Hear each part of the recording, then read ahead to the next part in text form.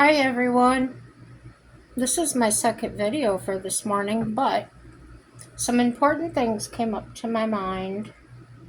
First thing is, I changed the name of the channel because I think some people catch the video. Chat with Jen was the name of it, and they're expecting something different than what they get. So I called it Tales with a Highly Sensitive Woman. Okay. Um, I mentioned before the woman that discovered this personality trait, and she wrote a book, and I mentioned this before, and it's called The Highly Sensitive Person. And the overview of the book is the highly sensitive person, HSP, is a term used to describe people with a heightened sensitivity to stimuli and a deep processing style. Psychologist Elaine Aron coined the term to describe this personality trait,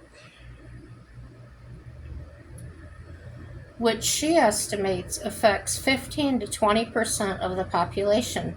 The official term for this trait is sensory processing sensitivity, SPS. HSPs are characterized by deep processing. They reflect on and process information intensely. So I'm coming back to this subject because, like I said, when I first did it, it helped me answer a lot of questions about why I do the things I do and why do I feel so different. So I mentioned I watched a documentary on it. In the documentary was Alanis Morissette, and she suffers from this, and she said a lot of her songs in that were evidence of that. So she didn't know what it was. She felt different. And I thought, well, how could somebody so popular, so in the spotlight, um, feel that way? But now I know. Now I understand it. We got heightened awareness and sensitivity to both internal and external stuff, stimuli. So, in the first place, if I'm wearing purple today, I like the color purple, and somebody comes up and says, "Oh, well, you would look so good in blue," I would think about that for a long time, probably. And might be 15 minutes, might be a half hour, an hour. I would think about that and process that and think about, is there evidence of that? I would characterize the person that it was coming from, and um, sometimes think, well, why was it any of their business what I was wearing or how I was wearing it? Um, Maybe get upset because I could pick apart them and things they did, but I never said anything. So I might take it extremely personal and attacked. And that may make sense, it may not. Um, there's a picture here.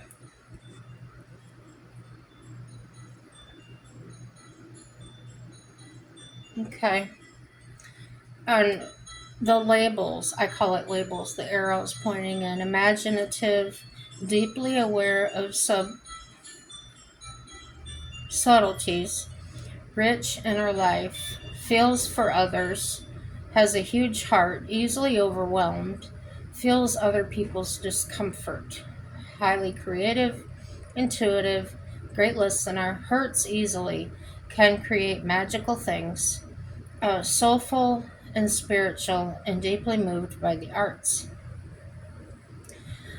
I've been told that I have a way with kids, and to me that meant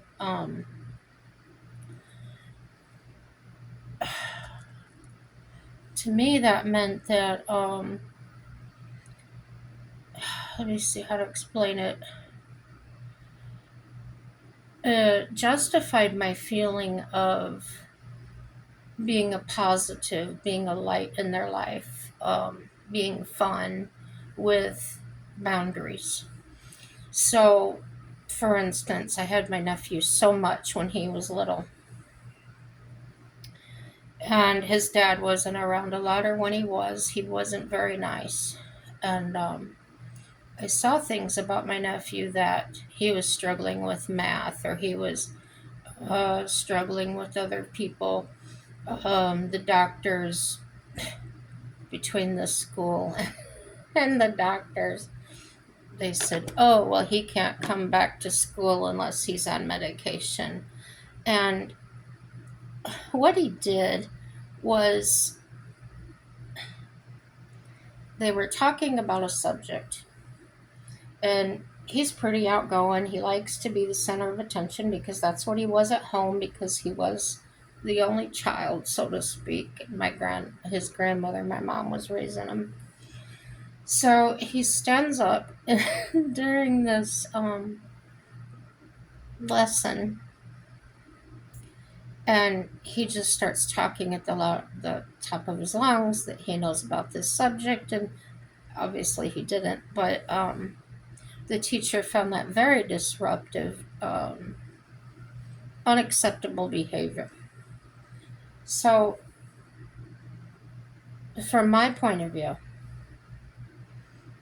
remembering my elementary school days, there were plenty of young boys that acted out. And back then, it was okay for the principal, with the parents' permission, to give them a swat. And that usually took care of it. Um, I don't recall anyone being put on medication to go to school. And things were just different. I highly protested that with my mom, and she said, well, he can't attend school without this medication. And I saw him on the medication, and he got so skinny. And he had to have his kidneys checked and his liver checked every so often. And I thought, this is awful. Why would you put this little body through this strong medication that could damage his organs permanently? And it was very disturbing to me as a highly sensitive person, because to me, I felt that the school didn't want to spend time with the children or deal with them. They just wanted to go collect a paycheck and be done. When I was in school, I'll never forget my teachers, because they listened to us. They made sure kids that didn't have got it. For instance, if they needed pencils, or they needed this, or they needed that. And it got to the point where book rentals even got so expensive, out of line, and people were struggling, and just lots of different things that we were all going through. And it was a safe feeling. You felt safe at school. You felt, or I did, until high school. High school was different. I had a girl that would come to my locker every day and say that I called her something. Well, I was shy and quiet. I kept to myself. I wouldn't say the things that she was telling me I said. And every day, every morning, she would come to my locker and she would say things, that I was saying things. And it built up, and it built up, to the point till one day I slammed my locker shut, and I looked at her and I said, well, if you're going to say that I'm calling you that, I'm just going to call you that now and get it over with, so that what you're saying will be true. And I'm saying it to your face. Later that day, she got me in the hallway. She got me from behind. She knocked me down and beat the hell out of me. Um, I was taken into the bathroom. They stuck my head in a toilet, flushed the toilet, what they called a swirly. Um, so, remembering all these things, I always wanted the child I was babysitting, or maybe I was at their parents' house, and the children did gravitate towards me. Um, Maybe it was my body language, or I was approachable, or whatever. And usually that I played with them. I would, if they were really little, I'd put them on my knee and bounce my knee up and down like they were riding a horse. And I'd say, "Trot, little horsey, trot downtown. Be careful, don't fall down." And when I'd say fall down, I had a hold of them, but I would straighten my leg out and let them slide down my leg. And they just loved that. Every time I went over there, they begged me to do that. So when it came to when I had my nephew, and I knew what he was going through, um, I was his light. Um, he would call me or have my mom call, "What time are you coming to get me? When are you going to be here?" He could not wait to spend time with me. And I usually saved the change. Every time I paid for something in cash, I saved the change. And I put it in the console of the car, and I called it our French fry fund. And the French fry fund was for anything that he wanted, or needed. I didn't, he was staying over a lot, and he would usually, my mom would just send clothes for overnight. So instead of doing that, I would take him to Dollar General, and piece by piece, we bought him clothes for at my house: socks, pants, underwear, whatever. I had a chicken coop with chickens, and he loved to go out there and get the eggs. He just thought that was the neatest thing. They didn't have chickens at my mom's, and I had the horses. And I had my favorite horse was a black horse. I called him Phoenix, and that wasn't his registered name, but my nephew called him Coconut. I don't know why. He liked the word or something. He just called him that, and I let him. And when he was a little bit older, I put him on him, and he would, I would hold the horse in his leg and just walk him around, and he just loved that.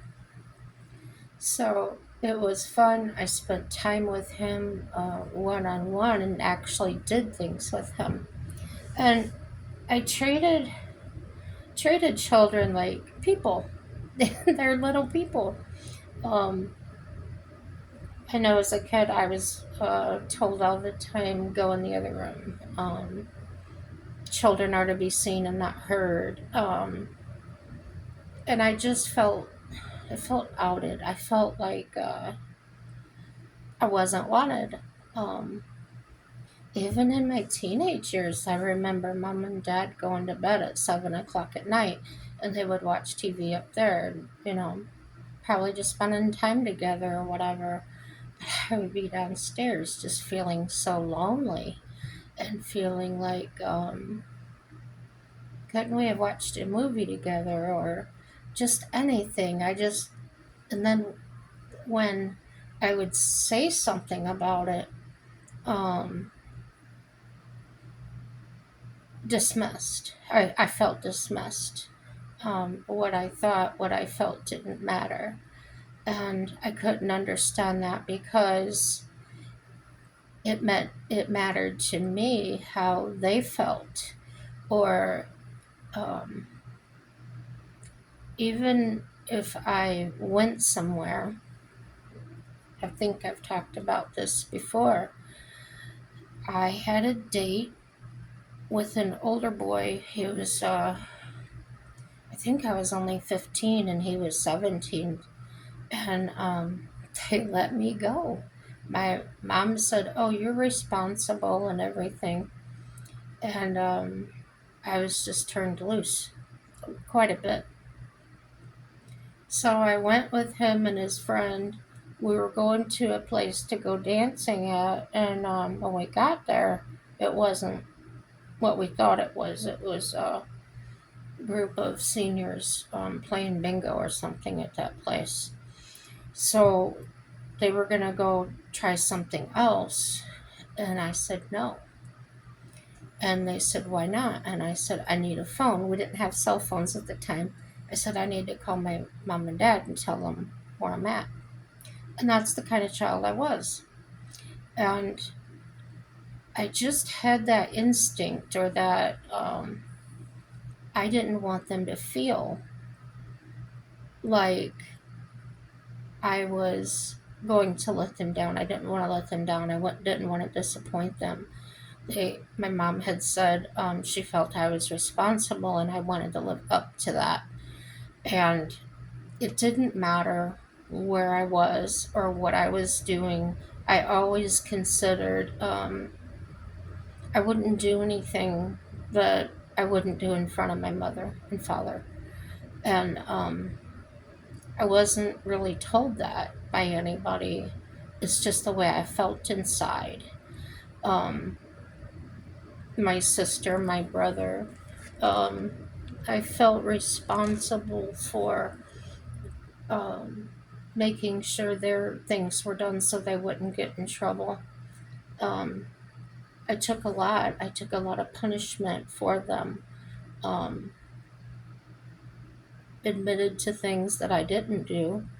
Um, my sister, she was really young at the time, and I found her. I was looking all over for her. We always played together, and I found her. She was in the truck camper out in the pasture, and she was trying to smoke cigarettes. Our parents smoked. So I took the cigarettes from her, and I was trying to sneak them back in the house before anybody noticed them missing. And I had them behind my back, and my mother met me halfway across the garage floor. See, I was trying to sneak in a different door. And she said, were you smoking? And I said, no. And I was telling the truth. She didn't believe me. And I felt hurt because I was trying to do the right thing. I was trying to protect my sister, and I was being honest about not smoking. And eventually, over the years, those situations, those things, I got hit that day in the face because I was a liar. And those things grew up with me, and they got bigger, and they created stronger emotions that I didn't understand. I didn't know why I reacted certain ways. We were at the fairgrounds one year. We were in the 4-H horse and pony, and we were in the barn. I was in charge of watching my brother, and I turned around. Oh, my horse got caught in a lead rope or something. So I went in to fix that, and I was maybe 2 minutes, and he was gone. And he was about 8 years old at the time. And, you know, we heard in school about stranger danger and how kids can get taken. And I was almost taken when I was very young. We were in a farm fleet store, which is kind of like a Tractor Supply.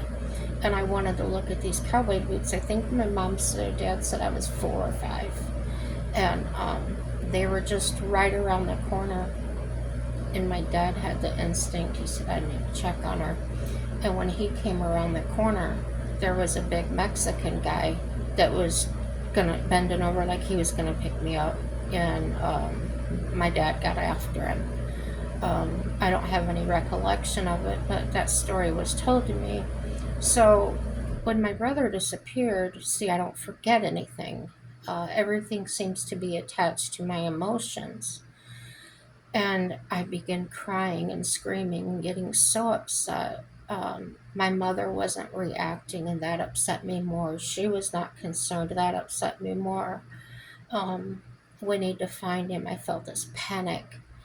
And the more she acted so nonchalant about it, like, oh, he'll be fine, the worse I felt. So that high sensitivity can be so crippling. So it stills your joy. It stills your sense of well-being, and wondering why I was the only one that was concerned, even though they probably were concerned. I was just focused on what I was feeling at the time, because now I understand. I didn't know how to manage those feelings. I didn't know how to deal with what was going on because I was a child. Um, I probably shouldn't have been put in that situation at that age. I think I was probably, well, no, he had to have been younger, because I think I was only 12 or 13 at the time, and he's 7, 8 years younger than me. So he had no business disappearing. Well, here he comes back, probably 10, 15 minutes later, and he's got an elephant ear and a glass or a can of soda that some stranger had bought him. And I said, how did you get that? And he says, oh, I just told this man that I was hungry and he bought me that. So here he was talking to strangers, doing things he shouldn't have. And I put myself in that role of I was responsible and I failed. Um, so over my life, doing those things over and over, putting myself in the situations. There was one time, um, my I was supposed to be babysitting my sister and brother while my parents were at work, and my brother left the house, didn't know where he was. I looked all over for him and couldn't find him.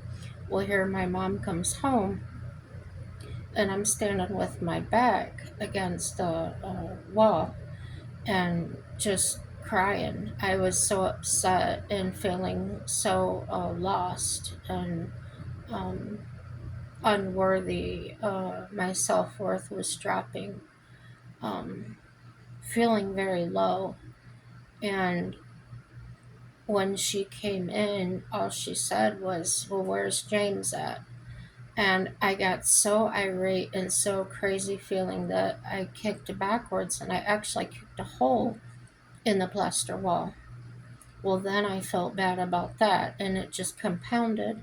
And I spun out of control, and I'm crying and I'm screaming and I'm carrying on. And I probably should have gotten help back then, but I was usually going off. And that's what happened again. See? So, if you've suffered these things, if people are around you are saying, "Oh, you're overreacting," or whatever they might say, you're too sensitive. It's okay, because there's a reason that we're that way. Um, God doesn't make mistakes, as far as I'm concerned. I'm not a mistake. I'm not less than anybody else. I'm just different. I think and process things differently than other people. It has helped me in a lot of ways. There was some kids in the 4-H with me that they'd have an unruly horse. The horse wouldn't carry a flag. Different things, and I had a way of. So I've been told. To me, it was natural but they would ask me to work with their horse or ride it for them or whatever, because my horses were so calm. They would do anything. They didn't shy at things. Shy means they'd see something and bug out. My horses didn't do that, and that's because I rode them all the time. You, my horses never got to sit in pasture very long. We were riding them all the time. So I would, and usually within a few minutes, I'd have their horse calm and working correctly, and then showing them how to do the same thing. So I never understood that. And another thing that really hurt me was I like to ride Western Pleasure, and my horse was not really. If you've ever watched horses in Western Pleasure, they've got them so their heads are so low and they're barely moving. Well, my horse, I allowed him to move naturally, and he didn't do that tiny little. They call it a canter, but it looks like they're standing still mostly. Um, and one year there was a judge that did not like that head down to the ground. He liked my horse that moved naturally, and I won out of 45 horses. I got first place, and that was the first time I ever won a class. That class with my natural horse, and so it was a big deal to me. It was a big deal to my dad. Because he always told me natural was better. He did not like that. He did not like any animal to be abused, and he felt that was very uncomfortable for a horse to move that way. And I felt that way too. I almost felt it was cruel to make that horse go with his head down on the ground like that. Um, so this guy that always won, he comes out of the arena. My dad and I'm sitting on my horse, and my dad's standing there on the ground with his hand on my leg. And this guy comes out, and he's got spurs on his boots, and he gouges his horse with the spurs in the sides, and he says, "Oh God, Jennifer, so and so." And I didn't care about what he said. I was caring about what he just did to his horse. His horse just ran this whole class, which was 45 horses, which had to be divided in two. It was a long class because two rounds had to go. They had to pick horses out, then they had to reduce that, and they had to reduce that till they got to the final six. And all I could think of was, well, that horse has been out here in the hot sun. It has done everything you've asked it to do. And then when we're all done for the day, that horse did not deserve to get spurred in the sides. Um, I started crying. And my mom, all these people start coming out, and they're congratulating me and things, because that was such a large class. To come out first was amazing. And I couldn't understand why I was crying, that I should be happy. But I wasn't feeling that. I was feeling bad for that horse. That's who I am. Um, my dad knew I had something going on. My dad was really sensitive too. And so he had guys at work that needed dogs trained and things like that. He would bring them home and told me I had a dog to train. And the first one he did, I said, "I've never done anything like that." And he says, "You can do it." And I said, "What do you want me to do with it?" He says, he needs it to teach, to have manners, to learn how to sit and walk on a leash. It was a beagle. He didn't know how to do anything. He was just past puppy stage. And he was a little lazy. He didn't want to cooperate, but I did it. I got him leading on the leash, sit, stay, working off the leash. I was amazed at myself that I could do that, and but I felt a certain pride for my dad that he believed that I could do it, and I did. And so I did earn some money doing that stuff, and my dad had horses in to train, and as I got older into my teen years, he would tell me, go do it. I would be terrified because some of these horses were kind of rank. Rank means they're kind of wild. And I learned how to safely put them on the ground and calm them down, make them feel at ease. They never got hurt. That is very important when you're training a horse because once they get hurt, they're pretty much done with you at that point. They go on defense, and horses are a prey animal. They're afraid of things, like a deer is. They need to trust you, and once they do, they'll pretty much do anything you ask them to do. And to me, that's so beautiful.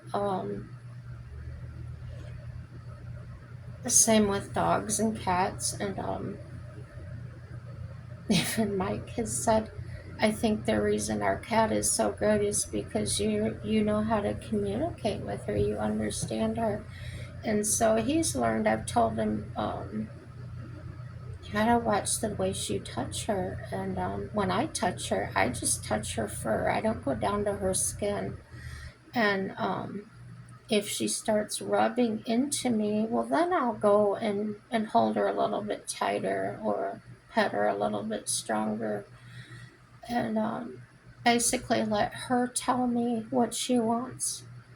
And I can honestly say I kind of treat people like animals in that way.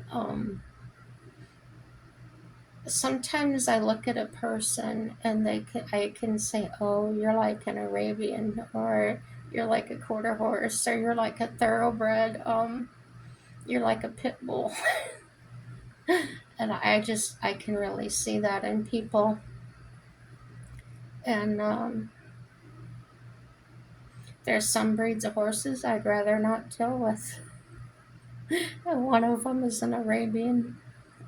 They are absolutely beautiful. I dated a guy that had one, and I rode that horse. He let me ride him, and beautiful to ride, so smooth. Um, but on the ground, a majority of them are really high strung, and in that respect, I'd rather have a quarter horse. A quarter horse is made for working, and yeah, that's just my preference. I do love Morgans. I've never owned one, never ridden one. Um, I do love watching standardbreds and thoroughbreds. My sister has had a few thoroughbreds off the track, and they are so sensitive. And I learned about thoroughbreds that uh, they're not really forgiving if you break their heart.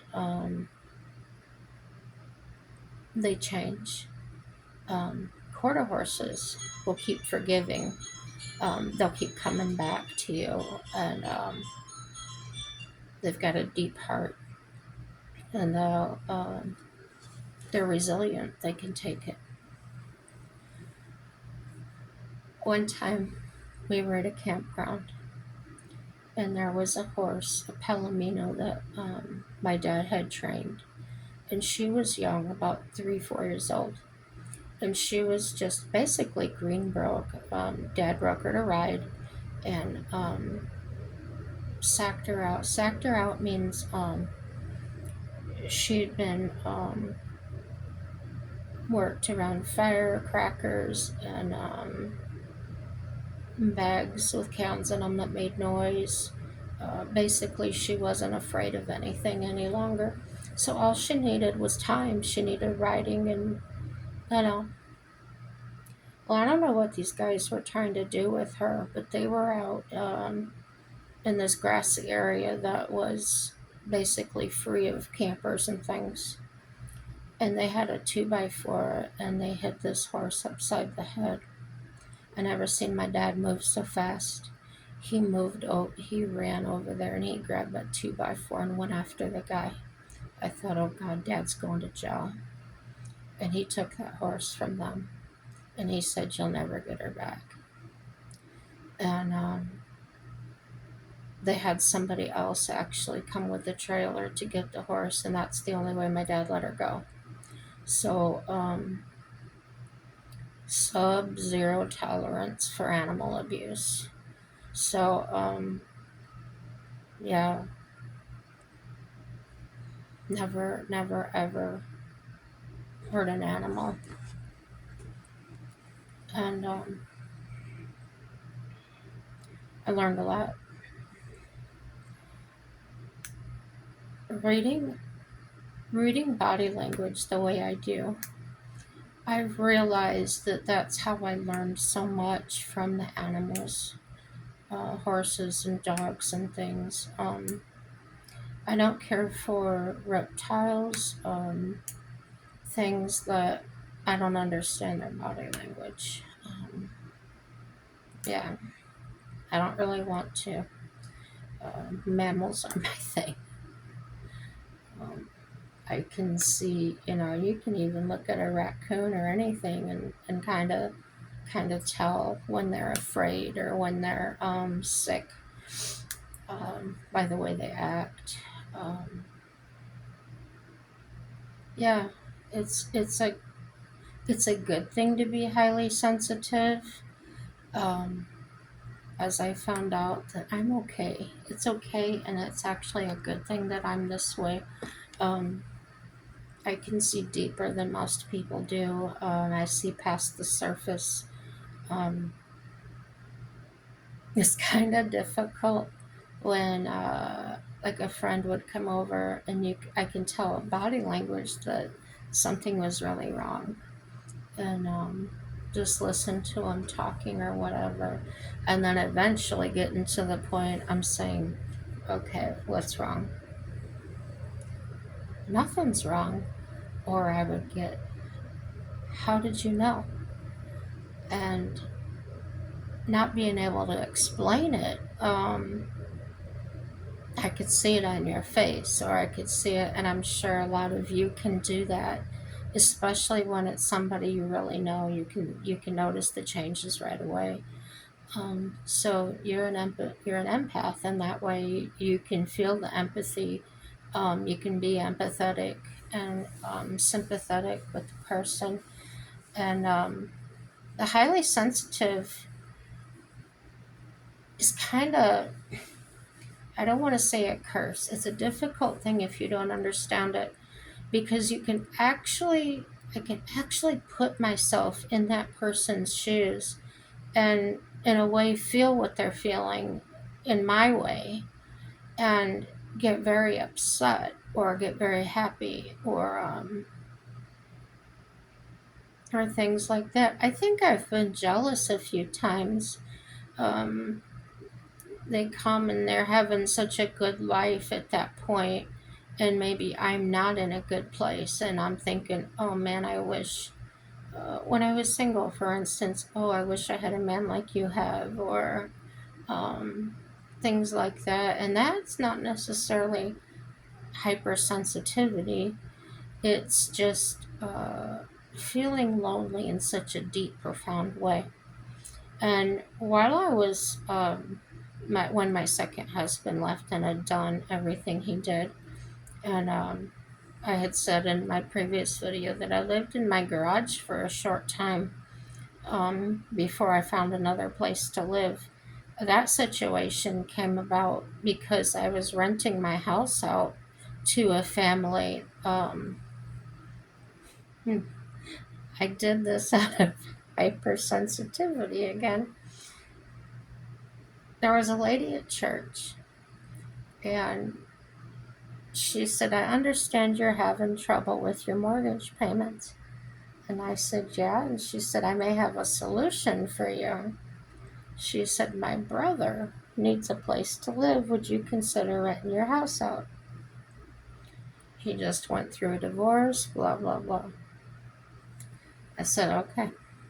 I went to another town. I had a lease drawn up. It cost me $300 to do that. And I brought it back, and the man signed it. And one of the rules was he could not have anyone else come live there without my permission, because I had to check them out. I'd do background check, right?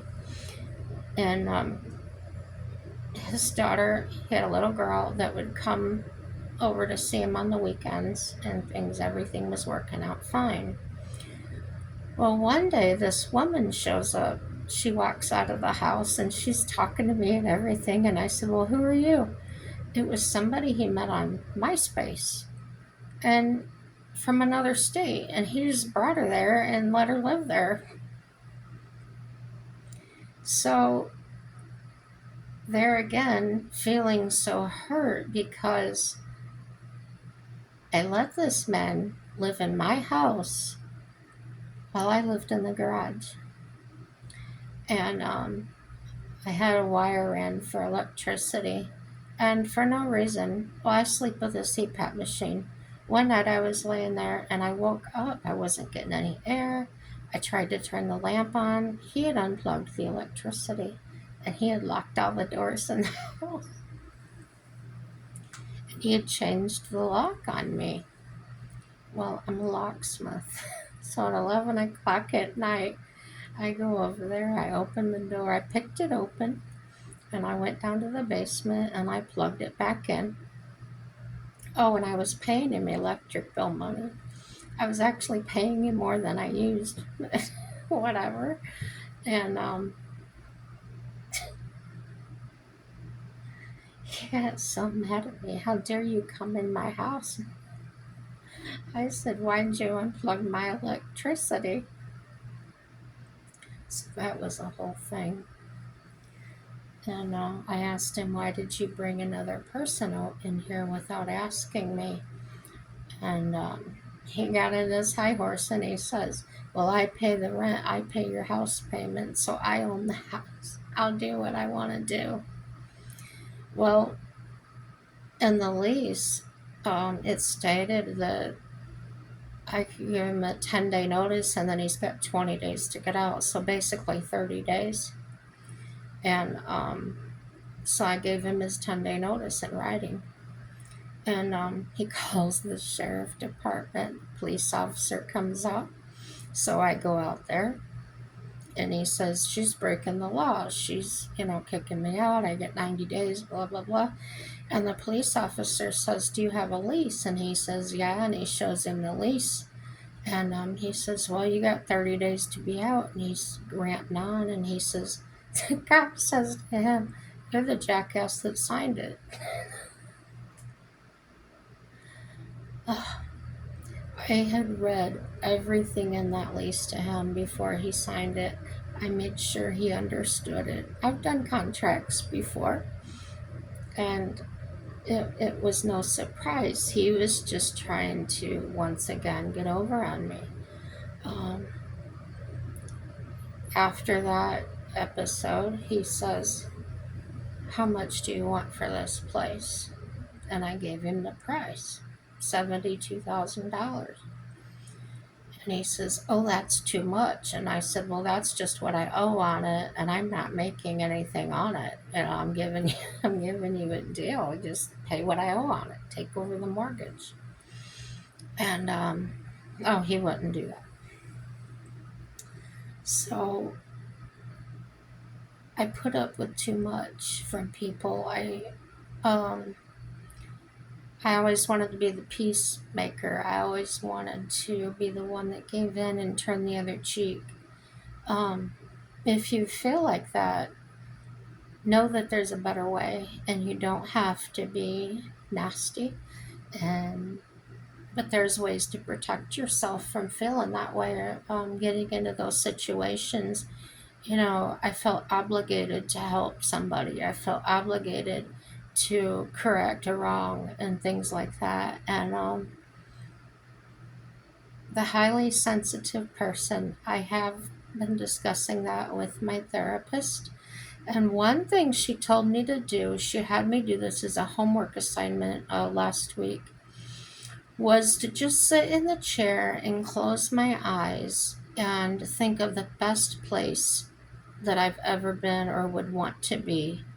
And just think of that as my safety place. And I remember the time of going back to my teenage years, getting on my horse in the middle of the night, and just feeling her body warmth. And, you know, late at night, there's dew in the air. It's kind of misty and kind of cool. And just feeling her body warmth. And she's with her head down eating grass, and I'm just sitting there, and I'm feeling her muscles twitch. I'm feeling her body movements. And to me, that felt like a safe place. Um, I felt like I was being held. Um, we had a bond. She didn't run away from me when I went out there. Like, I don't want to deal with you. I felt accepted. I felt loved in a way that uh, I had never felt with a person. Um, then I had the gelding too, and I could go get on him, and the same thing. And sometimes I would get on him, and my mare, she would just follow us around. It was so neat. It was like they just wanted to be with me, and almost like they knew. It was neat. And now I don't have them. And sometimes I miss the last horse I had, the one that my nephew called Coconut. I miss him so bad. He was a quarter horse, and he was just so giving, so willing, wanting to please me. And it, it broke my heart to let him go. But he went to a 10-year-old girl that was just starting in 4 H. He was 5 years old, so pretty young. And so he was going to be her 4 H project. So I forced myself to remember when I was young, starting out in 4 H, when I was 10, and how much he was going to mean to her. And that gave me comfort. That high sensitivity, that willingness, empathy of putting yourself into somebody else's shoes, that helped me through that. I could feel the love she would have for him in the future, the bond, the I just imagined all those good things and how good that would be for him. Um, it was hard to say goodbye for both of us because when I was pulling out, he chased me down the fence line and he was whinnying to me. And that was like the hardest thing to do, um, was leave him. And knowing that he knew I was leaving him. Uh, so no, there's no contact with them. So I don't know if they still have him. I don't know anything. Um, yeah, I just I use my imagination and just imagine that they're getting along so well, and I hope they're doing well in the 4-H. Um, yeah. So no matter what, everything turns out for our good. I know it turned out good for that little girl, and I knew that I trained him well, and that he was going to be safe and never hurt her.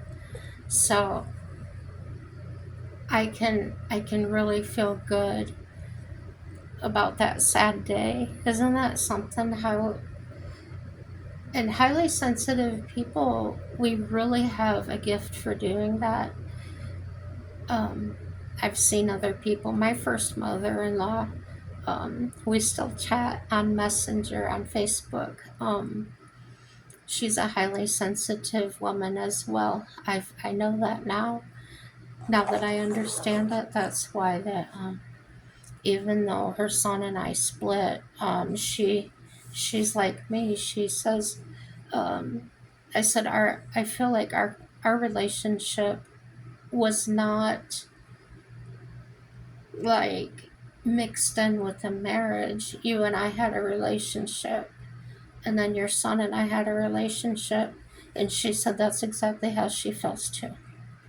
And she used to do my taxes, but one year I went there, and evidently his wife did not like the fact that I was still going over there. So she told me I can't do your taxes anymore. So that hurt my feelings, but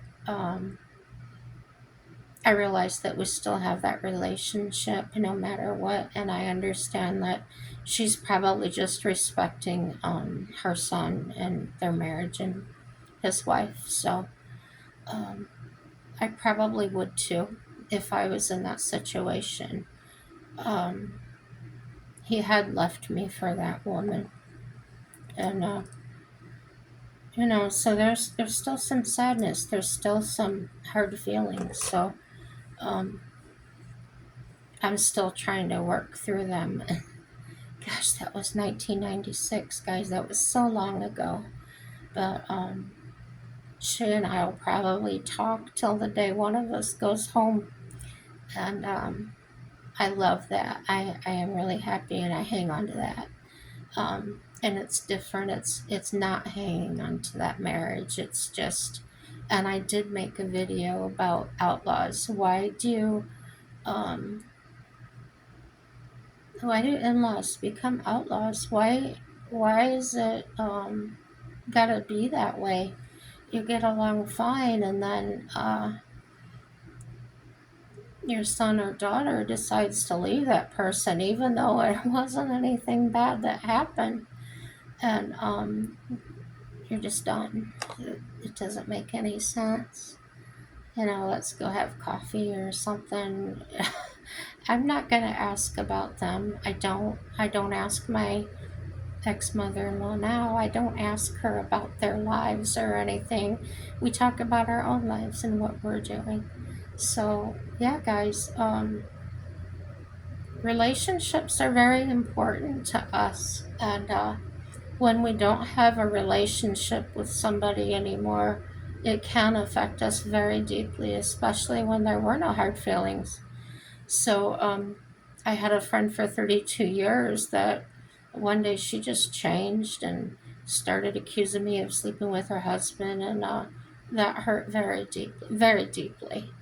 Um, in the first place, lies just trigger me so bad. I cannot stand a liar, and even on medication, I think that would still set me off bad on somebody. And you probably feel the same way. Well, this video is an hour long, so I want to say I hope you realize, and I hope you say it every day, this is going to pass. Everything happens. It's going to work out for my good. And I want you all to have a happy day. Bye bye.